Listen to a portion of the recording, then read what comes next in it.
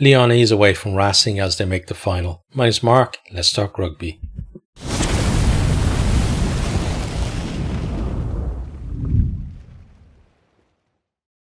Lyon, in this one, they win a penalty at the first scrum, and that was an element that kind of, went a little bit their way. It wasn't a massive difference in the game, but they go up the line, then run it off the line out.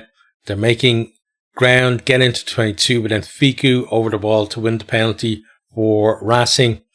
After that, then Baudon offside and Lyon point to the post. It's about 40 metres out on the angle, but Bordeaux is off target. Then Ben Lancaster with a great 50-22 to give Racing an attacking platform, but Lyon turn them over, break from the 22 through a combination of Maruku and Niniashvili. The move, though, comes to an end for a stoppage for a head knock to Owen Farrell. He has to go off an HIA, which he fails. Racing, they got a 4-4 split on the bench, which is weird. Like, forget your 7-1s or your 8-0s. So they have plenty of cover to come on for him. We then have a seatbelt, and Farrell doesn't come back on after that. I think that was a big blow, honestly, for Racing. Seatbelt tackle then by Allen on Lagaric, and Tedder opens the scoring for 3-0. Spring then holding on under pressure. Decent kick down field by Lyon, but brilliant chase as well. Bordeaux ties it back up at 3-3. Lyon then go up the line from a penalty, set up a maul from that line out. Then they move the ball left. Good carry from Guillard. Then the backs combine in tight space out in the tram lines. First, Guillard offloads basketball style out to Maruku. He then finds Rates inside of him. He goes over to score. Bordeaux converts for 10-3. Lyon then playing the man in the air just outside, just after restart. It's around the same area Tedder put the first penalty over, but he's off target this time. Racing then applying pressure close to the Lyon line when we have a TMO check for a potential trip. Spring, he stepped inside Maruku, who just hangs his leg out as he's going by. He's got beaten by the step, so he goes to the bin. Racing go to the corner from the penalty. They set up the maul. It's going forward, and they call the backs in to lend a bit of weight. Over it goes. Escobar to score. Conversion missed, 10-8. Racing then pinged at the breakdown with a clock in the red. Bordeaux goes for the post from inside his own half, but it drops short of the post, and that's half time, 10-8. Lyon then attack from a line out in the 22. They work it up to the line. We have a TMO check for a possible try.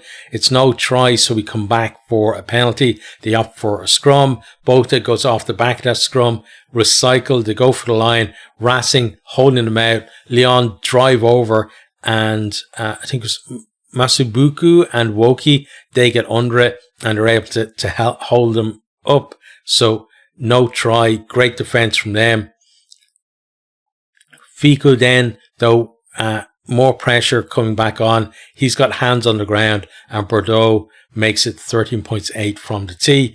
Lyon then work the ball back up to the line, and this time Saganatse gets over to score. It came on the side of a ruck, got half tackled, did a little bit of a pirouette close to the line, and was able then to flop over to score, convert for 20-8. Racing then strike from a line out just outside their own 22. They shift the ball right to left, kick in behind. Spring gathers it. He got option on his outside and his inside, puts it inside to Labarbe, who is over to score, convert for 20-15. But that's as close as they get really for the rest of the game. Lyon attempt a long range penalty, but it's off target. But they keep on coming forward. They keep on forcing penalties. Strong carry from Stagnatze on the edge of the 22. Racing on the wrong side. Another 3 points from the tee for Bordeaux. 23-15. Racing then playing the arm of the line out. Bordeaux makes it 26-15. And then Habosi offside as Lyon are attacking on the edge of that 22 again. He plays the ball. He gets a yellow card. So he's basically off for the remainder of the game. And Bordeaux pops it over for 29 points to 15. And it just felt like death by 1,000 cuts for Racing. Lyon going for a try, trying to, put the cherry on top of the cake to finish off the game. Can't quite do it, but no real threat from Racing coming the other way. And full-time score was 29-15. Okay, let's have a look at the stats, then we'll have a chat about each of the teams. So let me pull them up here. So first off, 2 tries each in the game, but it really was like Lyon putting that pressure on, forcing the penalties and taking their points. That was the difference between them. On attack then, meters made 453 to 348 and 135 carries to 106. So it was Lyon were the ones who were, trying to run the ball. They kind of had 2 different styles to them, right? They had periods in the game where they were keeping it tight in the forwards, especially in that second half, because in the first half, the power was coming from Racing in the carry, but second half then, especially with the likes of Sagnatse off the bench, had a massive impact. They started getting go forward with that as well, but they were looking for space as well. They were moving through the backs. They were finding gaps and, ended up obviously with more meters because of that. Clean breaks then, 10 clean breaks to 4. Again, showing Lyon were the ones doing most of the attacking. Defenders beating 24 to 11. Offloads then, 14 to 3. So again, just painting that picture, Lyon the ones who were trying to keep the ball alive, trying to move up passes, 106 to 113. And in possession, 52% to 48. So Lyon just about shading that. Territory 49 to 51. So Racing just about shaded that as well. On to defense then, 120 tackles made to 144. 88% success from Lyon is excellent at any level. 77% for Racing, and you can see, Lyon just being a little bit more elusive. Turnovers 7 to 5, and Racing, there was that period where they were kind of close to Lyon. Lyon were putting the pressure on. They were getting the turnovers then, but crucially for Lyon, they were getting the turnovers all the way through. Even the last kind of 20 minutes or so of the game, where Racing were trying to put something together. They get up towards the 22. Lyon would get over the ball. They'd either turn the ball over or win a penalty. On to set piece then, lineouts. 11 lineouts won each. 92% for Lyon. So again, another part of the game that went very well for them. Nice platform for them. 85% for Racing, but Racing were the ones who scored that, try from the lineout in their own half.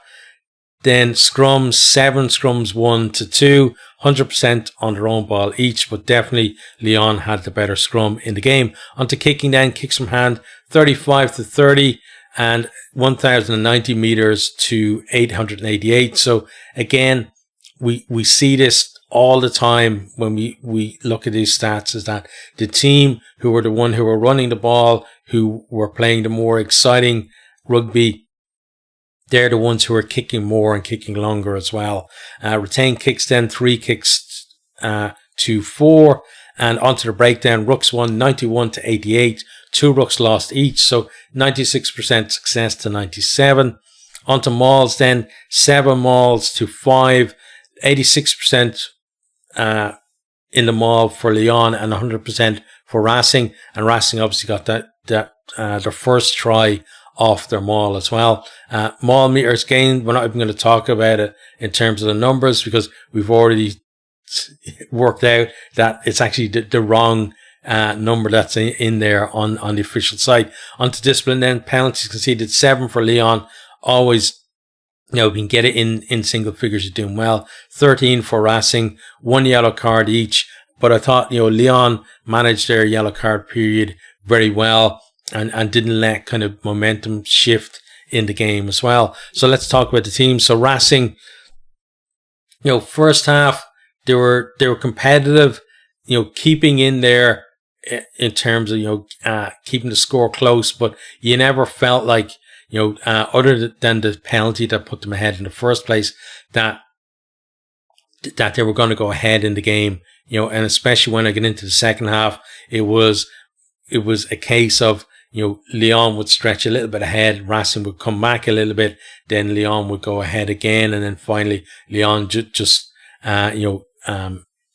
eked away with those penalties, those 3 penalties towards the end.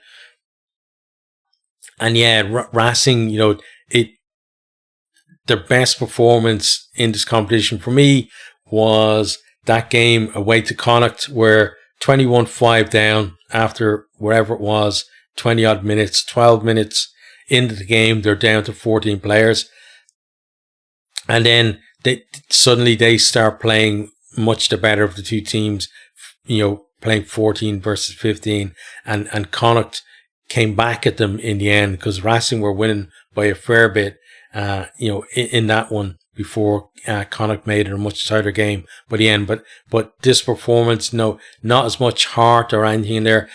Definitely not in terms of the personnel either. Not the same. I know they got one eye on the top 14 in terms of trying to make that top 6 playoff there, and certainly that had an effect on their performance in this one, I think. But losing on Farrell early on was a big blow for them, especially in terms of leadership, because after he went off, I can't remember whether it was the first kick, whether they're going to kick at the post or whatever, but Carl Dixon, the referee, was basically asking the entire team, now that Owen's off, who's the captain, who's the on-field captain, and nobody was coming forward. Eventually, it's Gail Fiku who takes over the responsibility, but yeah, it just felt like they lacked leadership.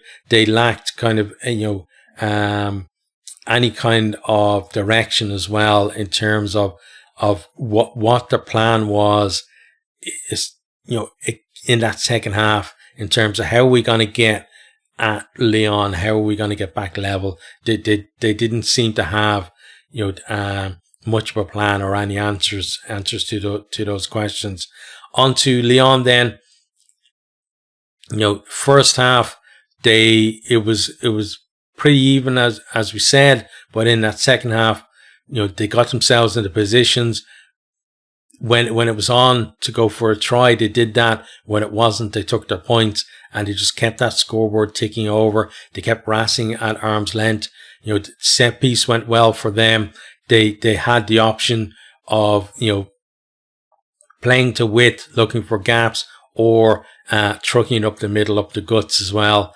And overall, I thought it was a very good performance from them. Having said that, I feel, the way Bath played against Edinburgh, they might have to find another gear for the final as well. But they're back to the final. They've won this competition, in 2022. They've been in the final as well recently, losing finalists. So they've got plenty of experience of the finals of this competition. Bath haven't been in the final, I think, since 2008. So, there's going to be nobody left in the Bath squad from that period. So this Lyon squad definitely have an edge in terms of that. But yeah, I feel like good performance today, but they need to do better in the final.